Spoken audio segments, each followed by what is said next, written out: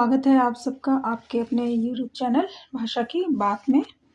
Video में लगातार बने रहिए क्योंकि हम हर पार्ट की तरह इस पार्ट के भी प्रश्न उत्तर की चर्चा करेंगे, डिस्कशन करेंगे। मैं रेडीमेड प्रश्नोत्तरी इसलिए नहीं डालती हूँ ताकि आपको स्पून फीडिंग की आदत ना पड़े। आप स्वयं पाठ समझें, पढ़ें और उसके आंसर को स्वयं से लिखें, क्योंकि सारे के सारे जो पाठ दिए गए हैं उसमें ही उसके आंसर होते हैं, उसके उत्तर होते हैं। ज़रूरी नहीं कि आप रेडीमेड उत्तरों को ही लिखें, ठीक है। आइए पढ़ते हैं पाठ कारतूस, जिसके लेखक हैं हबीब तनवीर जी। इनका जो जन्म है 1923 में छत्तीसगढ़ के रायपुर में इनका जन्म हुआ हबीब तनवीर का, और 1944 में नागपुर से स्नातक की उपाधि इन्होंने प्राप्त की। स्नातक किसे कहते हैं? जिस तरह से ग्रेजुएशन करते हैं उसको हिंदी में स्नातक कहा जाता है। तत्पश्चात इसके बाद ब्रिटेन की नाटक अकादमी से इन्होंने नाट्य लेखन का अध्ययन किया, फिर दिल्ली लौटकर पेशे से मतलब प्रोफेशन इनका नाट्य मंचन की स्थापना की। और प्रोफेशन क्या बन गया? एक नाट्य लेखक बन गए ये, और नाटक लिखना, प्ले करवाना, ये सारे इनके शौक रहे।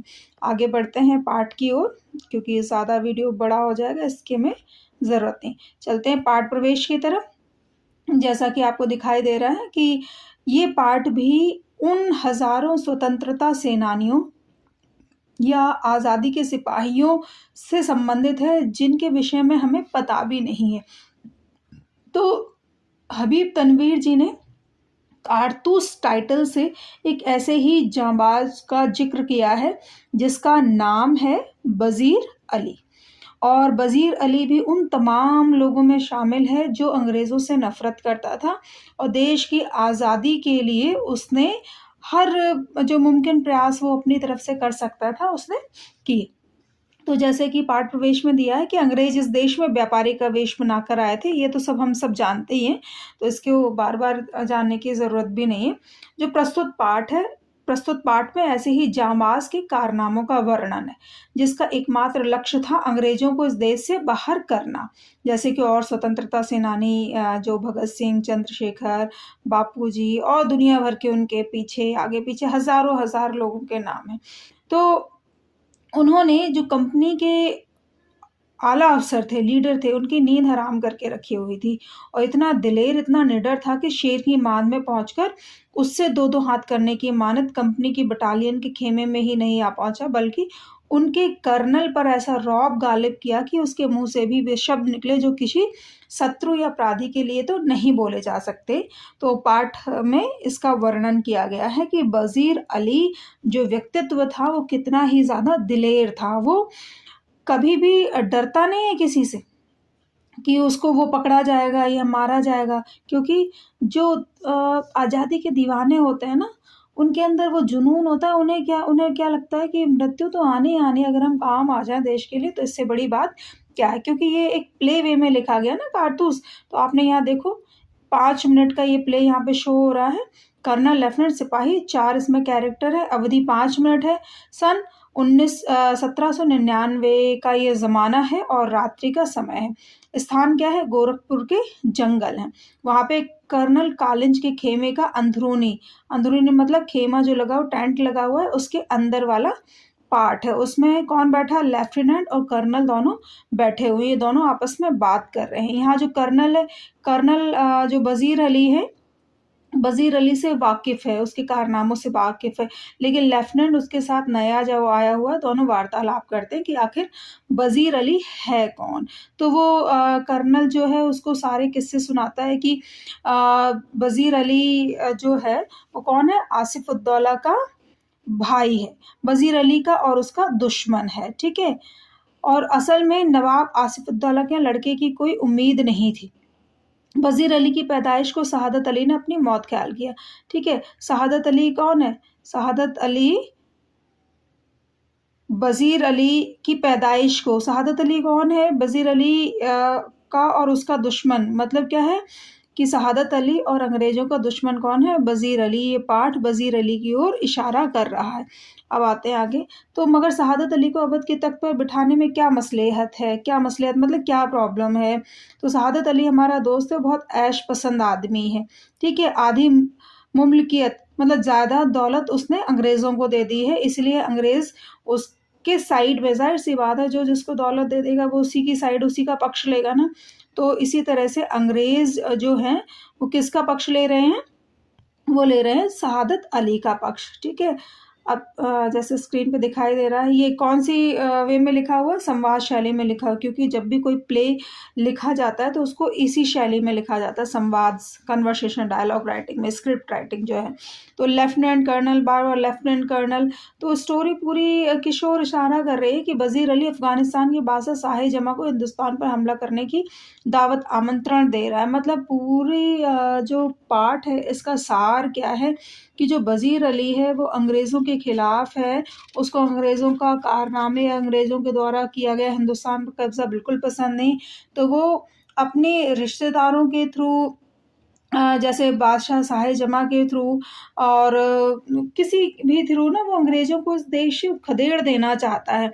अब कहते हैं अफ़गानिस्तान को हमले की दावत सबसे पहले असल में टीपू सुल्तान ने दी थी, ठीक है? वज़ीर अली ने भी उसे दिल्ली बुलाया और फिर शमशुद्दौला ने भी। इस तरह से उसका ज़िक्र है, जब इतिहास आप पढ़ेंगे तो उसमें आपको इनके ज़िक्र ज़रूर मिलेंगे। टीपू सुल्तान तो बहुत फ़ेमस कैरेक्टर है, तो आपने तो पढ़ ही रखा है, उसके फ़ोटो पिक्चर्स भी दिखाई देते हैं कि किस तरह से अंग्रेज़ों से उन्होंने लोहा लिया।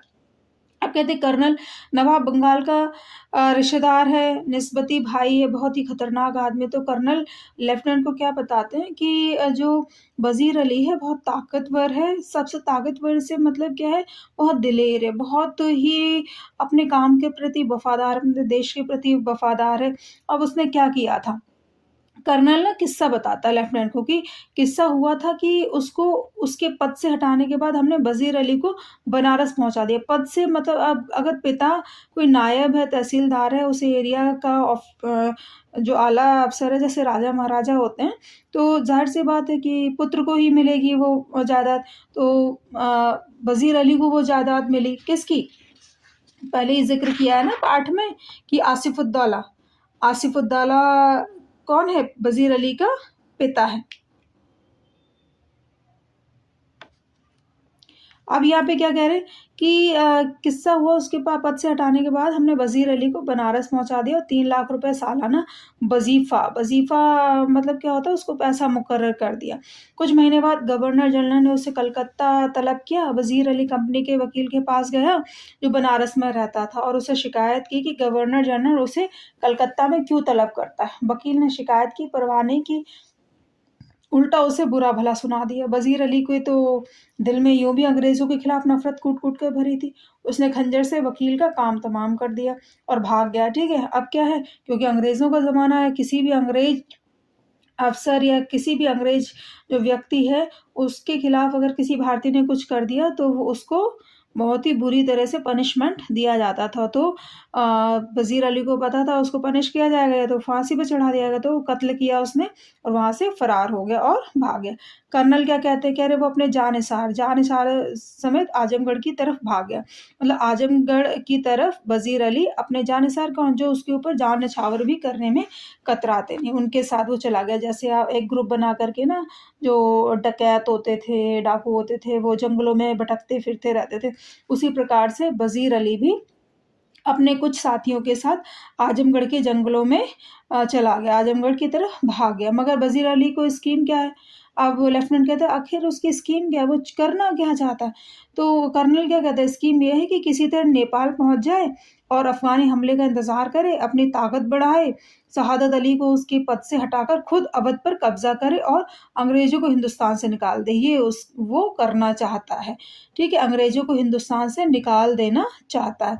अब लेफ्टिनेंट क्या कह रहे हैं, कह रहे नेपाल पहुँचना तो कोई ऐसा मुश्किल नहीं, मुमकिन है कि पहुँच गया हो।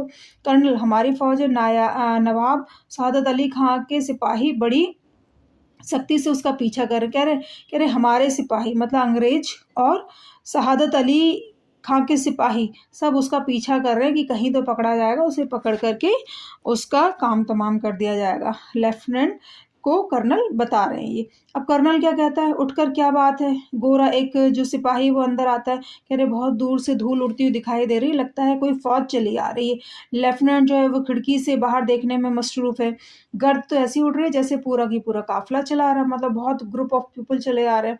कह रहे कर्नल खिड़की के पास जाकर, हाँ खिड़की क्यों, क्योंकि तंबू है, रात का समय है ना, तंबू गड़ा हुआ है, टेंट गड़ा हुआ है, दोनों लोग अंदर बैठे हैं। लेफ्टिनेंट और सीधा हमारी तरफ आता मालूम होता। कह रहे कोई व्यक्ति आ तो रहा है लेकिन सीधा इसी तरफ आ रहा है, ऐसा प्रतीत हो रहा है, ऐसा दिखाई दे रहा। कह रहे कर्नल सिपाही से कहो इस सवार पर नजर रखे कि ये किस तरफ जा रहा है।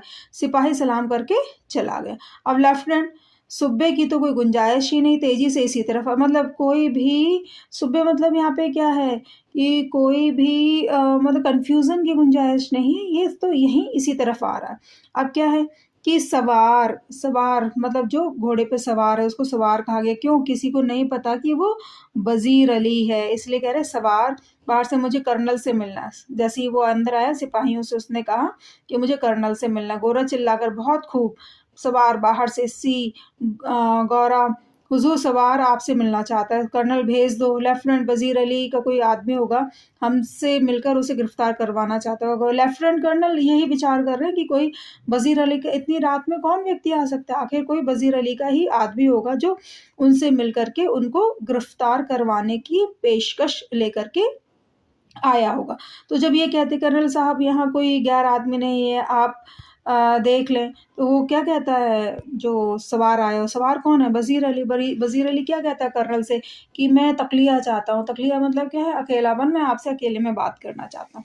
तो कर्नल क्या कहते हैं कि कोई बात नहीं, यहाँ कोई दूसरा नहीं है, लेकिन फिर भी वजीर अली क्या कहते हैं, नहीं मुझे आपसे अकेले में बात करनी। फिर क्या कन्वर्सेशन चलता है, तो सवार,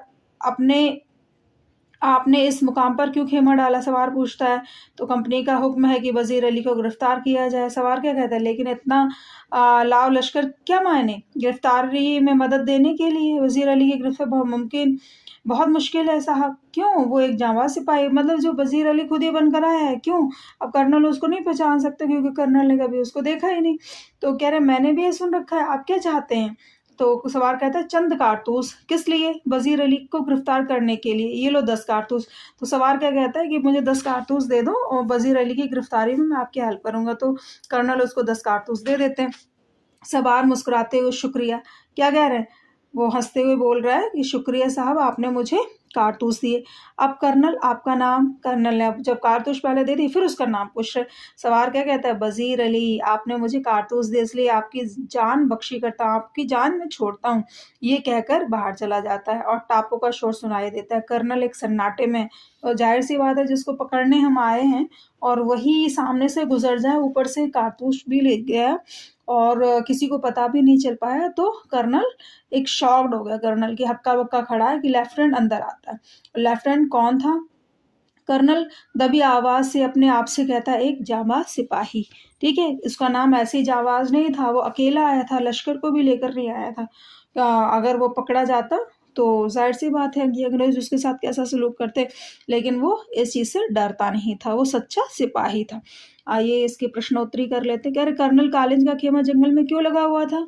जैसा कि बताया है कि उसको खबर मिली थी कि वजीर अली इन्हीं जंगलों में छुपा हुआ है, गोरखपुर के जंगलों में छुपा हुआ है, इसलिए वहां पे खेमा लगा था कि वजीर अली को पकड़ लेंगे।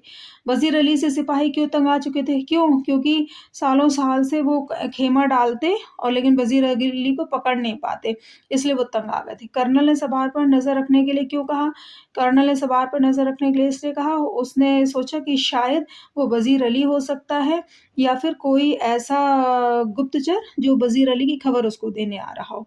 सवार ने क्यों कहा कि वजीर अली की गिरफ्तारी बहुत मुश्किल है, क्यों, क्योंकि सवार खुद स्वयं वजीर अली था, इसलिए उसने ऐसा कहा और उसको कोई पहचानता नहीं था।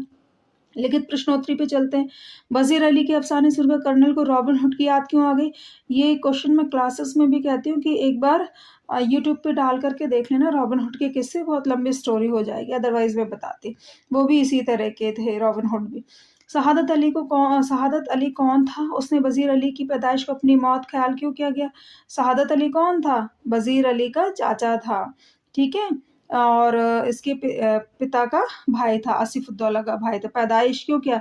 क्योंकि इस आसिफउद्दौला के यहाँ कोई संतान नहीं थी, तो सादत अली को लग रहा था कि अवध का नवाब वही बनेगा, इसलिए वज़ीर अली की पैदाइश जैसे हुई तो उसको लगा कि अब उसके सारी शान शौकत मिट जाएगी और वज़ीर अली को राजगद्दी मिल जाएगी, राज सिंहासन। ठीक। सादत अली को अवध के तख्त पे बिठाने के पीछे कर्नल का क्या मकसद था? कर्नल क्या चाहता था? एक तो अवध पर कब्जा हो जाएगा, अवध उसके इशारों पे नाचेगा। सादत अली ऐश पसंद आदमी है, धीरे धीरे पूरे अवध पर अंग्रेजों का कब्जा हो जाएगा। ये उसका चाल थी कर्नल की। कह रहे कंपनी के वकील का कत्ल करने के बाद वजीर अली ने अपनी हिफाजत कैसे की? कह रहे वो अपने कुछ जानिसारों के साथ कहाँ भाग गया? आजमगढ़ की तरफ भाग गया था और वहीं पर अलग अलग जगहों पर भटकता रहता उसका काफिला। सवार के जाने के बाद कर्नल क्यों हक्का बक्का रह गया? क्यों? क्योंकि जिसे वो पकड़ने आया था वो उसके सामने आकर के उससे कारतूस लेकर के भी चला गया, इसलिए वो हक्का बक्का रह गया, शॉक्ड रह गया। 50 से 60 शब्दों वाले समझ लेते हैं। लेफ्टिनेंट को ऐसा क्यों लगा कि कंपनी के खिलाफ सारे हिंदुस्तान में एक लहर दौड़ गई है? क्यों लगा?